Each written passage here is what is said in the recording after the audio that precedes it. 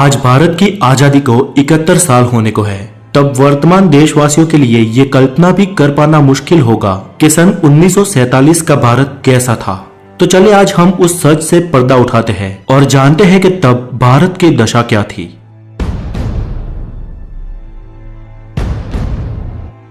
साक्षरता की बात करें तो आजादी के वक्त पूरे अखंड भारत में सिर्फ 12% लोग ही पढ़ और लिख सकते थे। पूरे देश में कुल 5000 हाई स्कूल थी, 600 कॉलेज और 25 यूनिवर्सिटीज थी। चले इसे थोड़ा सलीके से मुद्दे के मुताबिक समझते हैं। 1947 में भारतीय रेलवे 16 अप्रैल 1853 के दिन भारत में पहली बार मुंबई के बोरीबंदर से थाने के बीच 20 डब्बों वाली ट्रेन चली। इस सफर में महज 33 किलोमीटर के अंतर को काटने के लिए 3 स्टीम इंजन लगाए हुए थे। फिर भी सफर को तय करने में ट्रेन को पूरे 75 मिनट लगे। धीरे धीरे तकनीकी सुधार होते रहे और जब अंग्रेज भारत छोड़कर गए तब पाकिस्तान और बांग्लादेश को मिलाकर पूरे देश की रेलवे लाइन 65,185 किलोमीटर लंबी थी। देश की पूरी रेल व्यवस्था देसी रजवाड़ों और प्राइवेट कंपनियों में बटी हुई थी, जिसे आजादी के तुरंत बाद भारतीय सरकार ने अपने कंट्रोल में लेना शुरू कर दिया। किराए की बात करें तो पाई से लेकर कुछ आने तक था। 1947 में बॉम्बे में कुल 204 ट्रेनें दौड़ती थी। बॉम्बे शहर की आबादी तब 16 लाख हुआ करती थी, पर उस वक्त बॉम्बे की सीमा सिर्फ अंधेरी तक ही थी। अंधेरी के बाद का इलाका जोगेश्वरी आउट ऑफ बॉम्बे में गिना जाता था। सन 1947 में भारतीय मोटर गाड़ी। सन 47 तक भारत में हिंदुस्तान मोटर्स और महिंद्रा एंड महिंद्रा जैसी गाड़ियों का जमाना आ चुका था। यातायात की बात करें तो ओपन डबल डेकर और सिंगल डेकर जैसी बसें दौड़ती थी। किराया तब कुछ 4 आने के आसपास था और पेट्रोल के दाम 41 पैसे प्रति लीटर थे। सन 1928 में अमेरिकन कंपनी जनरल मोटर्स का भारत में आगमन हुआ था। जनरल मोटर्स के शेवरलेट ट्रक भारत में बहुत चलते थे, लेकिन आजादी के बाद ही 1948 में भारत सरकार ने जनरल मोटर्स कंपनी की छुट्टी कर दी, क्योंकि जनरल मोटर्स हमारे देसी मोटर कंपनी हिंदुस्तान मोटर्स को कड़ी चुनौती दे रही थी। लेकिन इतिहास ने अपने आप को फिर दोहराया। 50 साल बाद हिंदुस्तान मोटर्स ने ओपेल कार बनाने के लिए उसी जनरल मोटर्स के साथ मिलकर वडोदरा के पास फैक्ट्री डाली। 1947 में भारतीय विमान व्यवहार।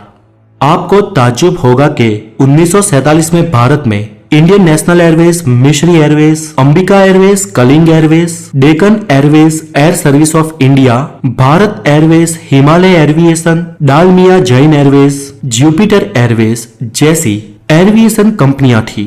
भारत देश में उस वक्त इतनी सारी विमान सेवाएं होने का कारण ये कि 1945 में द्वितीय विश्व युद्ध की समाप्ति के बाद अमेरिका ने अपने कई सारे हवाई जहाज बेच दिए थे। कुछ धनिक भारतीयों ने उन्हें खरीदकर एयरलाइंस का बिजनेस शुरू कर दिया। कंपटीशन इतनी तगड़ी हुई कि ज्यादातर एयरलाइंस घाटे में आ गई। कुछ 8 एयरलाइंस का भारत सरकार ने राष्ट्रीयकरण करके एक नाम दिया, जो था इंडियन एयरलाइंस, और टाटा एयरलाइंस का तो नाम पहले से ही एयर इंडिया कर दिया गया था। 15 अगस्त 1947 के दिन भारत में कुल 15 एयरपोर्ट थे। 1947 में भारतीय मुद्रा।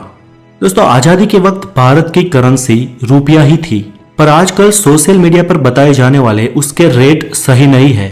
सोशल मीडिया पर आमतौर पर यह मैसेज वायरल होते हैं कि तब भारत का 1 रुपया 1 डॉलर के बराबर था, लेकिन वास्तव में सन 1947 में 1 डॉलर बराबर 3.13 इंडियन रुपीस था और 1 पाउंड बराबर 13.33 इंडियन रुपीस। बेशक रुपया तब आज की वैल्यू के मुकाबले बहुत मजबूत था।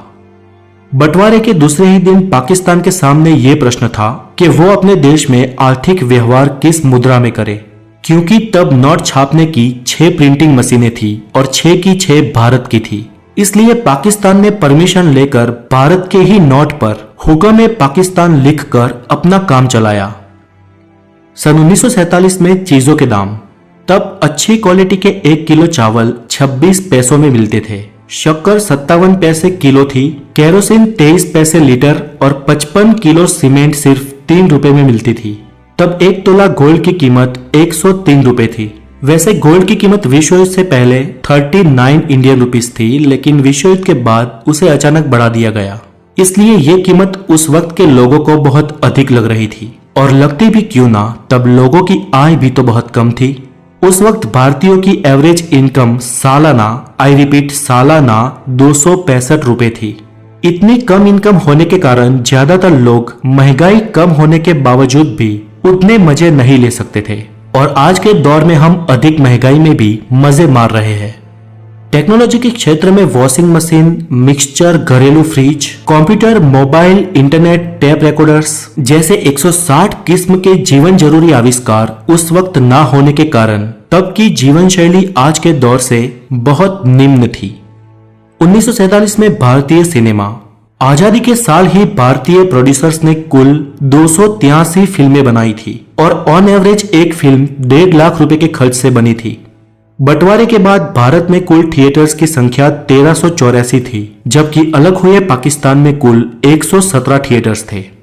तो दोस्तों, हमारे पुरखों ने जिए उस दौर की बातें आपको कैसी लगी हमें कमेंट बॉक्स में जरूर बताएं। और अगर आप नए हैं तो द नॉलेज को जरूर सब्सक्राइब करें और हो सके इतने इस वीडियो को लाइक और शेयर करें। आपकी शुभकामनाओं के साथ फिर मिलेंगे हेल्दी नॉलेज के साथ। तब तक के लिए